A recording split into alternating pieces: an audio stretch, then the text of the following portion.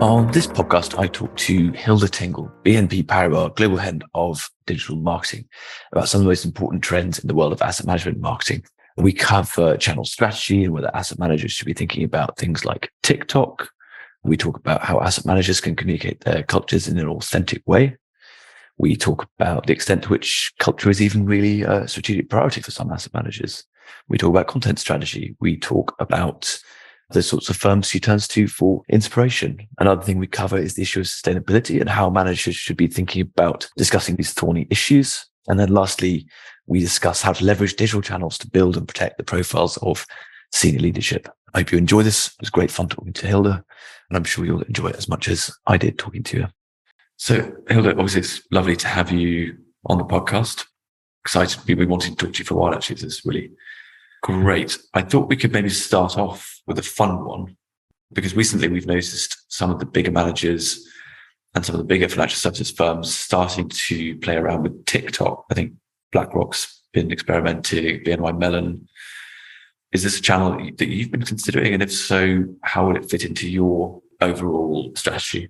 Indeed, it's very interesting, Josh, and I applaud them, BNY Mellon and BlackRock, for using it. You know, whether they're on a test and learn journey or they're targeting a new audience.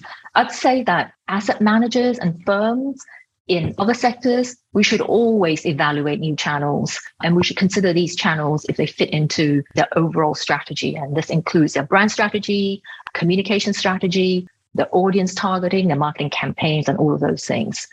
I'd say that it's something that we're looking at, and we need to do the research on it. We need to put our time into thinking it through.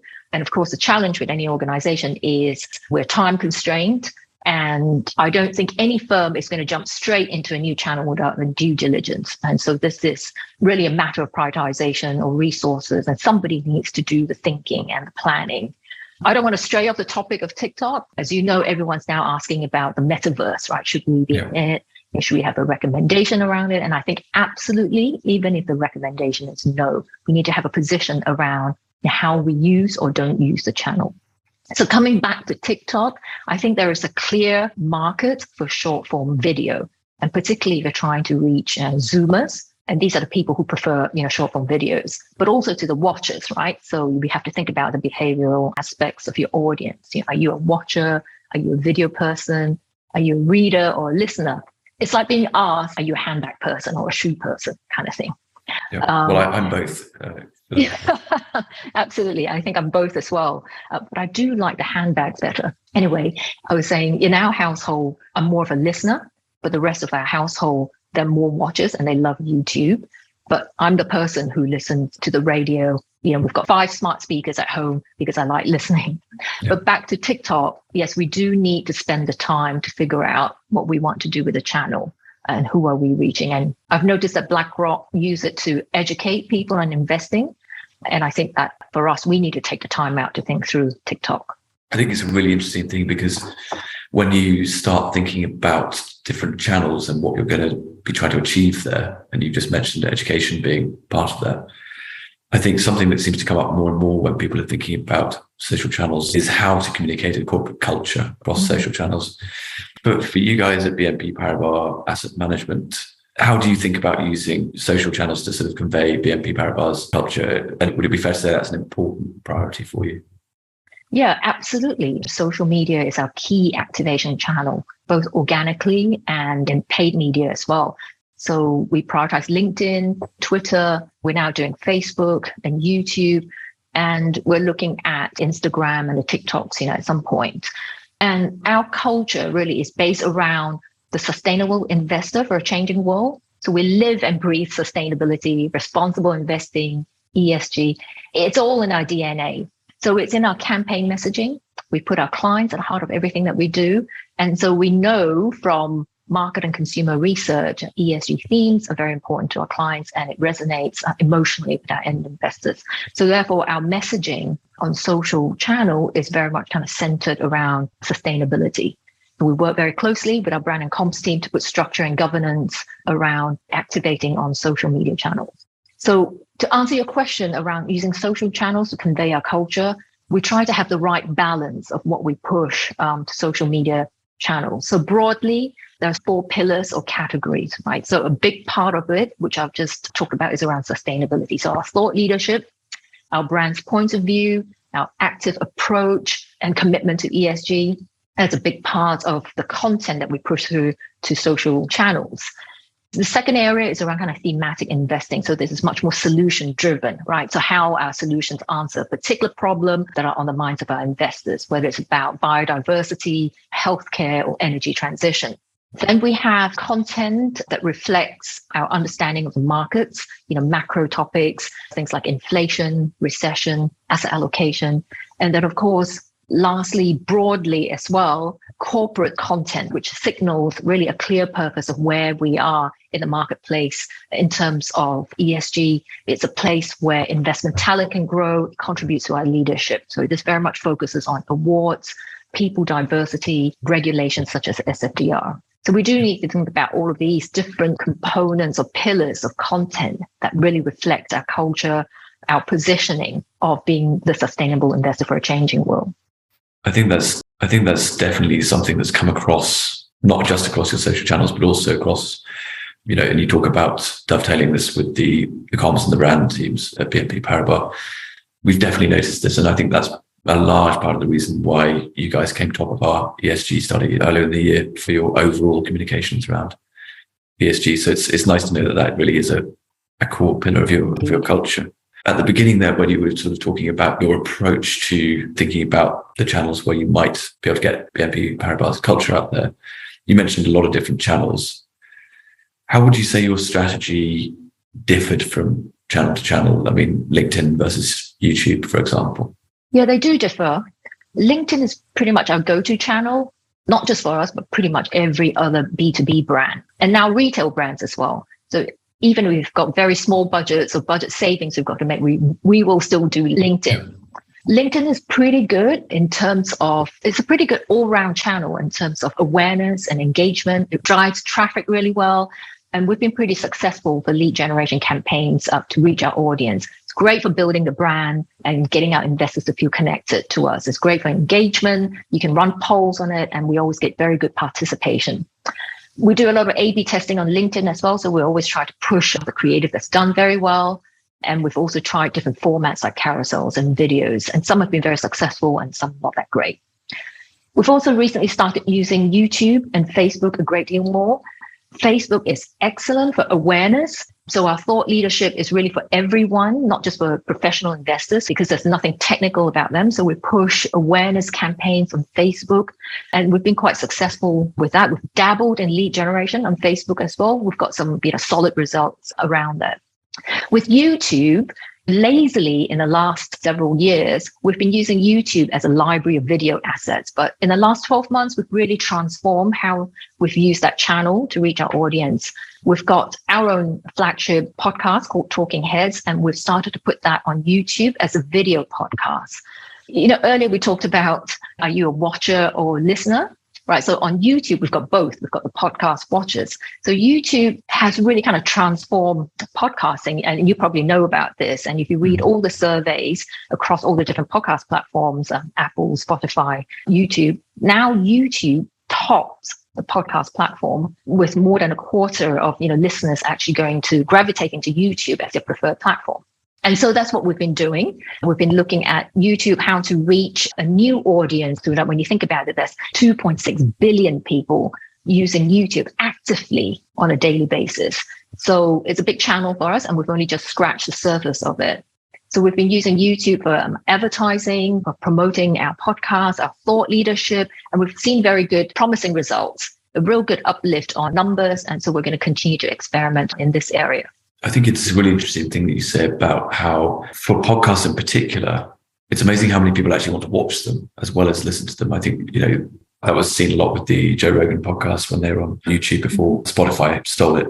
But even now, I believe that Spotify still has the video versions of the podcast that you can watch through Spotify for that content, which is really interesting, I think, because I think podcasts in particular, over time, it's a lot about the sort of almost human connection you have with that host or those group of conversationalists. And I think that's quite a fun thing. Something else I wanted to get onto was the way that you might use mission, vision, and values to inform your content strategy. You've spoken a bit about culture already, but it'd be nice to just unpack that a bit. Yeah, it's in absolutely everything of our content strategy. And so I've touched on earlier that we live and breathe sustainability. And everything that we do in terms of our content strategy really is a top-down approach, more of a cascading approach in our marketing and communications. So as you know, and I've already alluded to, our corporate positioning is about being a sustainable investor for a changing world, right? So that cascades down to our macro themes, which are our thought leadership, and then it comes down another level to our product strategy, and then to our marketing strategy and our activation and our campaigns. So when you think about all these different levels and how they link up, so at the top, we have brand campaigns that are really kind of focused about being a sustainable investor and how it benefits our consumers, investors, and our clients. And then our investment insights form the backbone of our macro and investment themes, right? So we then deliver that into a range of different formats in our marketing content strategy. So we have white papers, videos, podcasts, training and articles, and all of that explains that. Then the next level down is we have packaging for our salespeople, right? So that comes in the form of presentations, pitch books, brochures, flyers. Then lastly, we have the distribution of our content. So this comes through in our campaigns, events, activation programs that we run across multi-channels.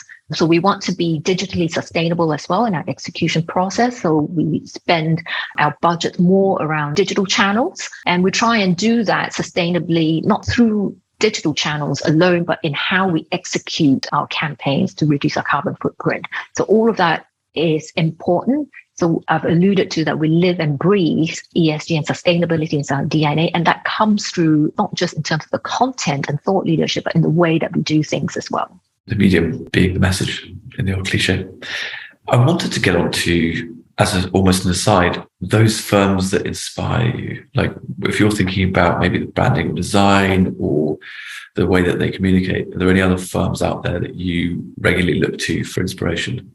Well, this is tricky. Doesn't have to be a close competitor.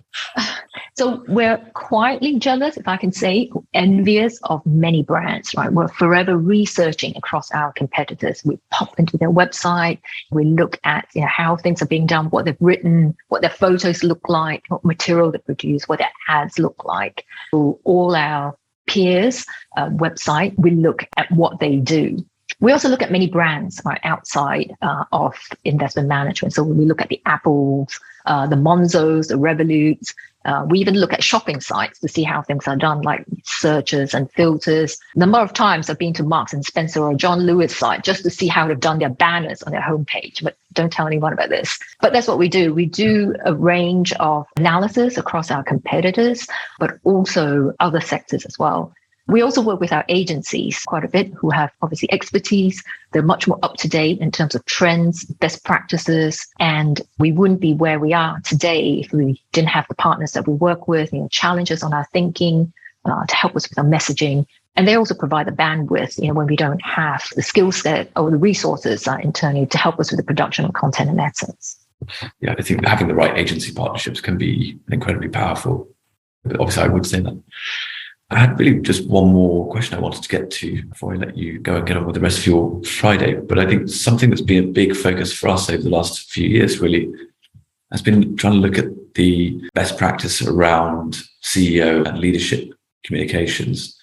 And obviously a huge aspect of that is digital presence, social presence. And I thought it'd be interesting to get your view on maybe the way that you would think about communicating around CEO or leadership issues across social channels. Yeah, we do that. It's one of the four broad categories or pillars I mentioned earlier, which is really the corporate pillar. So we have an ambassador program where our comms team manage that, and they ensure that our senior executives and spokespeople are featured on LinkedIn at a frequency that has been sort of predefined. So this could be about participation in events, conferences, promoting a corporate message, could be about awards, or it could be within their own specialized area for these spokespeople. So if it's an investment professional, then the communications would be geared towards, if it's about product strategy, an executive would talk about regulatory perhaps, or ESG integration as an example. So we do have a program with a list of spokespeople and senior executives that we create the content for, our comms team create the content for, and we push that through social media channels. That sounds very cohesive. It's all part of a bigger master plan. Well, we're trying to be. We'd love to see it.